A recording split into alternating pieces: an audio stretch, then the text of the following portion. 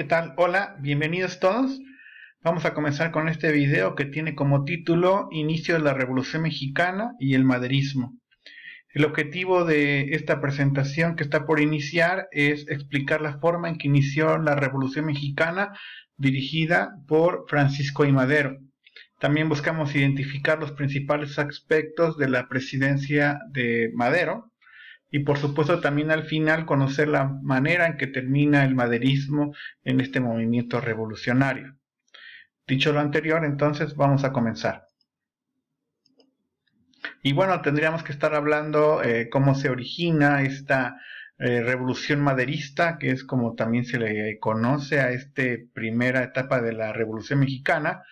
Y bueno, esta se va a generar a través del Plan de San Luis. Recordemos que Francisco I. Madero termina encarcelado una vez que pues Porfirio Díaz engaña al pueblo mexicano diciendo en principio que ya no se iba a postular para ser presidente de la República a través de la entrevista a Krillman. Bueno, Porfirio Díaz lamentablemente pues se vuelve a postular y entonces eso va a provocar que, por ejemplo, el caso de Francisco I. Madero comience a organizar un partido antireeleccionista y bueno, pues, lo que va a hacer Porfirio Díaz es meterlo a la cárcel con cualquier excusa porque por supuesto era una amenaza en el caso de los comicios y para que no participara pues Porfirio Díaz en la ciudad de San Luis Potosí lo mete a una cárcel y es allí con el Plan de San Luis, bueno ya encarcelado, donde va a redactar el Plan de San Luis Francisco I. Madero, donde pues va a haber una peculiaridad. En este caso se va a invitar a toda la población a tomar las armas el día 20 de noviembre de 1910 a las 18 horas. Así de precisa es la convocatoria que hace Francisco I. Madero a través del Plan de San Luis. Y bueno, con esta situación lo que va a suceder es que Francisco I. Madero va a escapar de la cárcel en San Luis Potosí y se va a ir a Estados Unidos, se va a exiliar a Estados Unidos y va a esperar a que se presente el momento de la cita. Ya tenía organizado a un ejército de 400 personas en espera que llegara la hora y la fecha acordada, pero bueno, al final algunas situaciones le van a complicar y Francisco I. Madero terminará con un ejército muy pequeño de 10 personas. Y la verdad es que aquí hay una situación también bastante interesante porque Francisco I. Madero pues no va a participar en la revolución que él mismo está convocando. Entonces a un principio vamos a tener un Francisco I. Madero que no participa, pues porque no tiene la posibilidad de armar un ejército. Y bueno, aquí tenemos un mapa de las rebeliones que sí van a obedecer esta invitación de Madero a tomar las armas. Se van a levantar 13 grupos, ¿no? En este caso, en un principio, y 10 días después, digámoslo, el 30 de noviembre de 1910, pues ya teníamos a 40 rebeliones, principalmente en el norte de nuestro país. Es una cosa que también vale la pena, pues digamos que se tome en cuenta, ¿no? Es una revolución que se genera principalmente en la parte norte de México. Y entonces aquí pues van a destacar los liderazgos, principalmente de Francisco Villa, Pascual Orozco, Abraham González, digamos que serán los principales líderes de esta primera convocatoria. Y en el caso, digamos, en el estado de Morelos, habrá también levantamientos con el caso de Emiliano Zapata. Y entonces aquí está usted observando, digamos, las principales rebeliones de la Revolución Maderista. Y bueno, Porfirio Díaz, prácticamente ya desesperado de no poder detener estas rebeliones, pues va a tomar la decisión de negociar su renuncia. Lo que va a hacer es sentarse con los revolucionarios, se va a sentar con Francisco I. Madero en Ciudad Juárez. Se va a conocer a esto como los tratados de Ciudad Juárez, donde pues lo que va a hacer Porfirio Díaz es pues aceptar que va a renunciar, no le queda opción, no puede tener tantas rebeliones al mismo tiempo, y entonces a cambio de su renuncia va a pedir que se presente a Francisco León de la Barca, es el personaje que estamos viendo en la fotografía, que pues se presente como presidente interino. Y entonces aquí lo que va a suceder es que los tratados de Ciudad Juárez es una revolución negociada. la renuncia de Porfirio Díaz se va a llevar a cabo a cambio de que quede uno de sus, digamos, más cercanos colaboradores, como en este caso como presidente interino. Y bueno, aquí le presentamos una foto de los, digamos, personas que estuvieron encabezando esta revolución maderista. Va a destacar aquí, por supuesto, la presencia de Francisco I. Madero, está de pie, con el número 14. También tenemos por ahí el caso de Venustiano Carranza con el número 5. Al centro, por supuesto, la figura de Francisco I. Madero. Y bueno, lo anterior entonces va a conducir los tratados de Ciudad Juárez a que existan, digamos, serias diferencias entre zapatistas y maderistas. Los zapatistas no van a estar satisfechos, ellos querían que por supuesto no hubiera ya ningún rastro del porfiriato, ¿verdad? Y pues para ellos los tratados de Ciudad Juárez pues no eran, digamos, lo mejor que le podía pasar a esta revolución.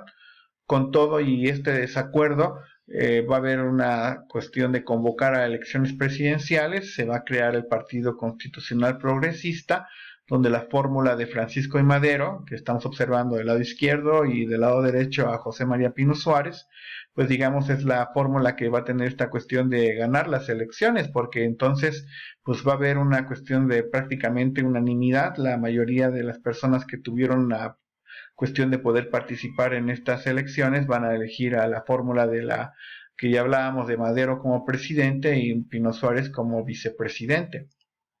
Y bueno, en este caso entonces, pues parecía que ya terminaba la independencia de México, va a iniciar la presidencia de Francisco I. Madero. Es una presidencia corta, durará 1 año con 3 meses. Y esta presidencia, desde que inicia, se va a llenar de enemigos. Los orozquistas también son un grupo de personas que no van a estar de acuerdo en que la forma en que cómo gobierna Madero, y también va a haber incluso la enemistad de Estados Unidos porque Francisco I. Madero va a tener la idea de poner unos impuestos a cuestiones relacionadas al petróleo, y entonces los estadounidenses también se van a declarar desde el principio enemigos de Francisco I. Madero. También tenemos la cuestión, por ejemplo, de ideas que va a tener Francisco I. Madero, va a poner límites a la propiedad. Para Madero era importante la existencia ya de una propiedad privada y pues, prácticamente de hacer a un lado la propiedad colectiva, y entonces va a tener esta cuestión de hacer una ley donde para lo mucho las personas podían tener 200 hectáreas. Los zapatistas también van a tener esta cuestión de que no van a estar de acuerdo y van a generar su propia revolución. Se va a proclamar el plan de Ayala, que es esta idea de los zapatistas de desconocer el gobierno de Madero, y entonces Madero incluso va a tener que enfrentar una revolución, una rebelión en su presidencia. Por supuesto, esta cuestión de la situación generada a través de los límites de propiedad, pues va a hacer que muchas personas, sobre todo gente rica, que no va a estar de acuerdo en que se tenga un límite en el tema de la propiedad, y entonces seguramente estos ricos hacendados van a estar pues ayudando a que se genere esta cuestión de destituir o quitar del poder a Francisco I. Madero. Y bueno, lamentablemente aquí se va a presentar la cuestión de una serie de traiciones. José María Pino Suárez y Francisco I. Madero van a morir asesinados cerca ¿no? de lo que era Lecumberri. Y bueno, a este evento se le va a conocer como la Decena Trágica. Tantos enemigos que tuvieron, ahí destacan algunos personajes también de la política interna, ya hablábamos del caso también de Estados Unidos. Y entonces así pues se va a gestar una situación de asesinato, porque eso es lo que va a suceder en el caso de Madero y Pino Suárez. Y así entonces el origen de este golpe militar, porque al final lo que va a suceder con esta decena trágica, pues es prácticamente un golpe militar en contra, va a haber una traición por parte de los militares a Francisco I. Madero, y entonces esto se va a generar en el pacto de la embajada. El pacto de la embajada es esta reunión que va a haber con principalmente el embajador de Estados Unidos, donde se va a idear la forma de generar este golpe militar, y entonces aquí se va a tener la participación de Félix Díaz, que es sobrino de Porfirio Díaz, lo está usted observando del lado derecho. Es un personaje bastante gris porque intentó hacer una rebelión en el estado de Veracruz, pero pues la verdad es que pues generó muy poco y no fue tan fructífero, pero bueno, al final se va a aliar con Bernardo Reyes, que era un personaje importante del Porfiriato, Victoriano Huerta, que es prácticamente durante el gobierno de de Francisco y Madero, pues va a tener esta cuestión de Victoriano Huerta de estar encargado de las cuestiones de seguridad y cuestiones militares, es prácticamente el que va a traicionar, ¿no?, directamente a Francisco y Madero.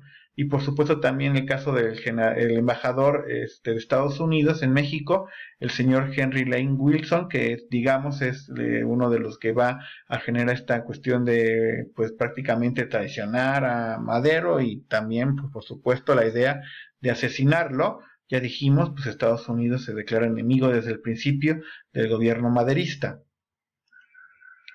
Y bueno, pues aquí ya tendríamos, digamos, el periódico que va a anunciar la cuestión relacionada al asesinato de Francisco y Madero y José María Pino Suárez.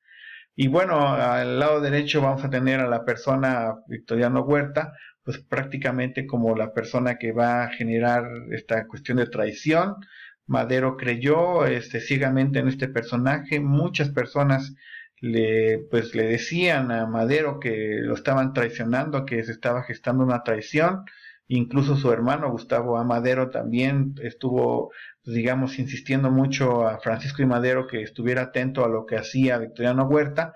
La verdad es que Madero nunca tuvo esta cuestión de desconfiar, y pues al final pues ya conocimos, ya describimos lo que sucedió. Y con eso terminamos la presentación. Muchísimas gracias. ¿Qué hubiera pasado qué hubiera pasado si no hubiera matado a Madero? Nuestra historia como país sería distinta. Sería muy interesante conocer su punto de vista. Estaremos muy atentos. Dejen un comentario, por favor. Muchísimas gracias por su atención.